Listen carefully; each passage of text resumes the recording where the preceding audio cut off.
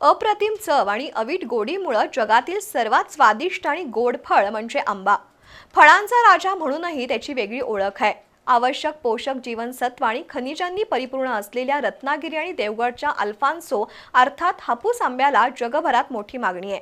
दुसरीकडे भारतात नैसर्गिकरित्या आढळणारा, शेताच्या बांधावर आणि जंगलामध्ये आढळणारा गावठी आंबा आता नामशेष होण्याच्या मार्गावर आहे. हापूस आंब्याचा वापर गेल्या 20-25 वर्षात सर्रास होतोय. मात्र त्यापूर्वी घरोघरी गावठी म्हणजेच रायवळी आंबे सर्रास खाल्ले जात होते. काळाच्या ओघात रायवळी आंब्याची झाडं आणि त्याचा गोडवा लुप्त होऊ लागलाय.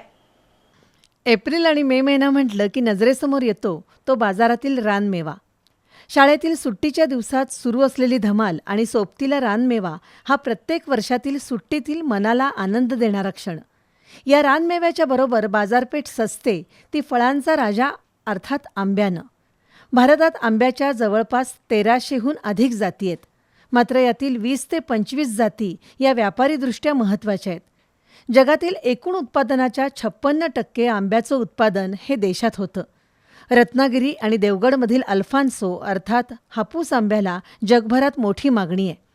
अद्वितीय आणि उत्कृष्ट चवीमुळं हे जगातील सर्वात स्वादिष्ट आणि सर्वाधिक मागणी असलेलं फळ आहे. असं असलं तरी आंबटगोड चवीच्या गावठी आंब्याची सर कशालाच येत नाही. ताटाला लावण्यासाठी लोणचं बनवण्यापासून रुचकर आणि स्वादिष्ट पन्ह तयार करण्यासाठी गावठी आंब्याचा वापर केला जातो.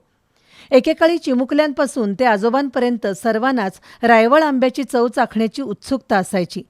त्यातून घराघरात गावठी आंबे सामूहिकरित्या फस्त केले जायचे.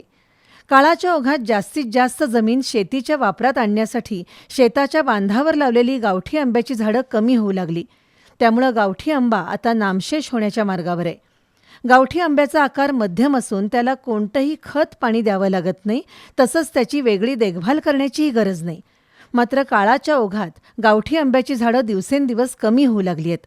अवीट गोड चवीमुळं हापूस देवगड आंब्यानं घराघरात ठाण मांडले. त्यामुळं गावठी आंबा आता लोणचं आणि पन्ह यापुरताच उरला असून येत्या काही वर्षात तो नामशेष होण्याची शक्यता आहे.